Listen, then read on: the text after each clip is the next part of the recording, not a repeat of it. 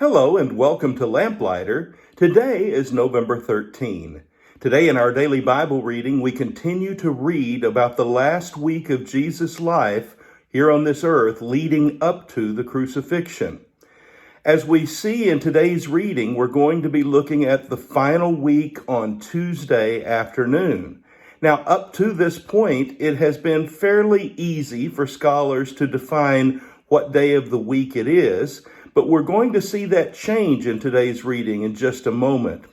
First of all, we need to remember that the Passover is coming. This is Passover week for the Jews.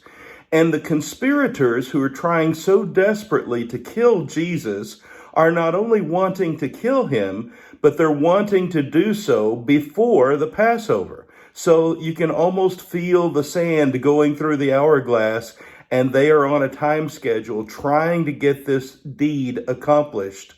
Now, Jesus is going to, in today's reading, foresee once again his crucifixion. He says to his disciples, "As you know, Passover is 2 days away, and the Son of Man will be handed over to be crucified." The priests and the elders of the people, the rulers of the Jews, are going to conspire together. The chief priests and the elders of the people plotted to arrest Jesus in some sly way and kill him, but not during the feast, they said, or there may be a riot among the people. So you can see here, clearly specify that they're on some sort of self-imposed time schedule, trying to take care of Jesus and get rid of this distraction in their minds before the Passover occurs. And they want to do it all kind of underhandedly, under the table, so that no one really notices as it all transpires. It is at this point that Judas steps to the spotlight, and he begins to conspire with some of these leaders to find an appropriate time and way to betray Jesus. And he does so, just as the prophets have declared, for 30 pieces of silver. Now, it's not clear here whether Judas really knows the ultimate outcome of this act of betrayal. It's not clear whether Judas ever really believes that Jesus is going to die because of this betrayal. It just seems clear that Judas is somewhat confused, frustrated, maybe not even sure what's going to happen next, and actually, this is not going the way any of Jesus' disciples had expected, because it seems like Jesus is not leading any kind of revolution at all. And so Judas becomes prey for Satan. He falls into the hands of the chief priests and the leaders of the people, and he agrees to betray Jesus for 30 pieces of silver. Then as we continue to read in our daily Bible reading today, as I alluded to just a moment ago, our editor of this daily Bible has suggested that this is the final week, Wednesday. But here's where the marking of days becomes a little bit more vague, especially when you put all of the gospel writers' writings together. It's sometimes hard to determine what day of the week this is. The timing of events here, our editor says, is fairly speculative. One thing we do know for sure is if you read John's gospel, John is the gospel of belief, and he is trying to reestablish belief in Christians who are struggling through times of persecution near the end of the first century.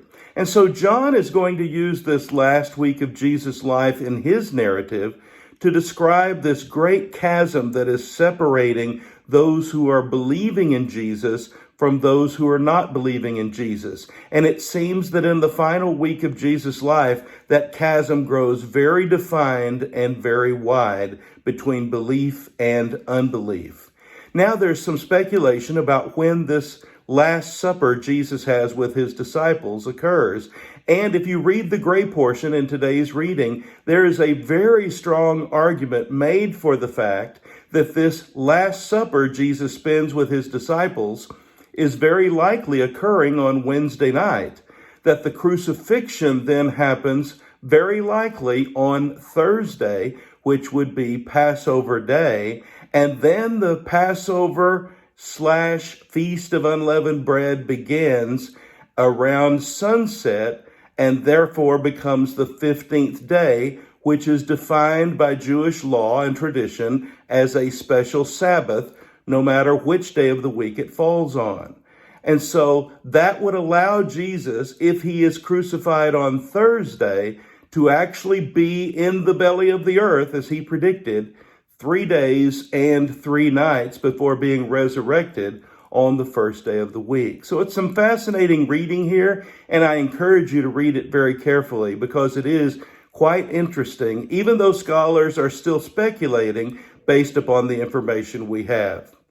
Now, as we read on, we see Jesus on Wednesday, more than likely, beginning again to teach in the temple. He is going to use his last moments to try to do some last-minute teaching. But while he does, we're told of the response of the crowd. There are many who still disbelieve.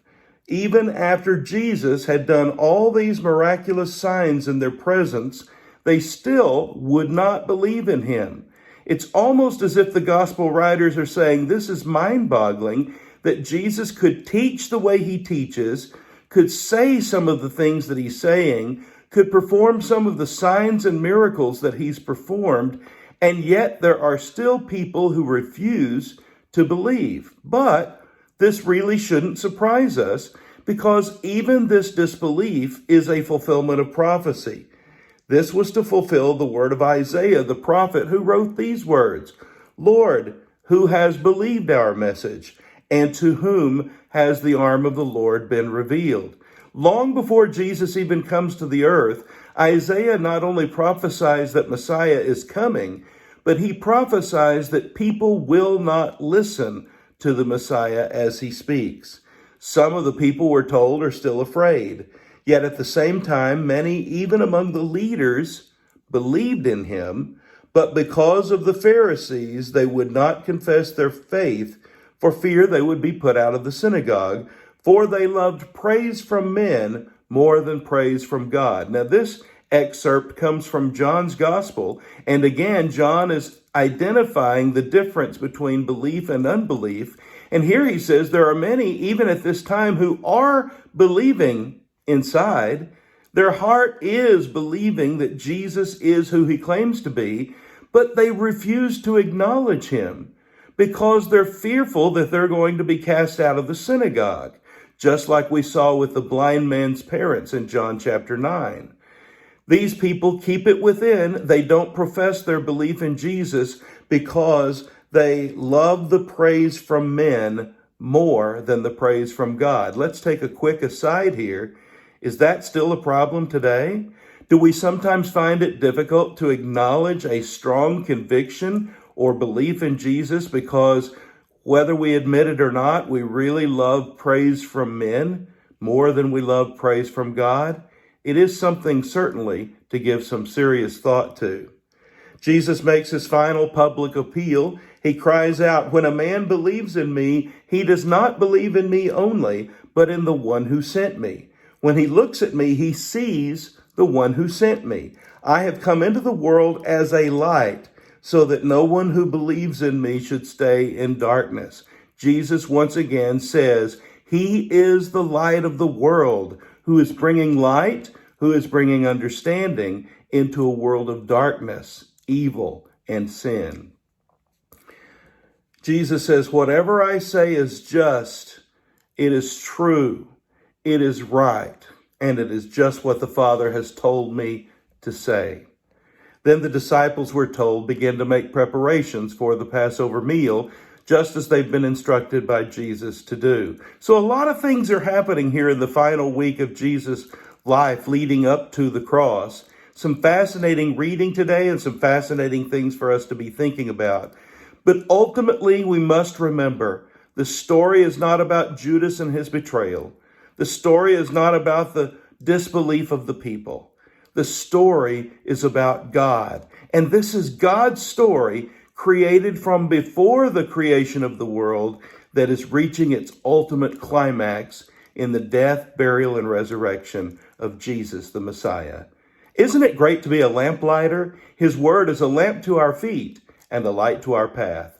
I hope you have a blessed day.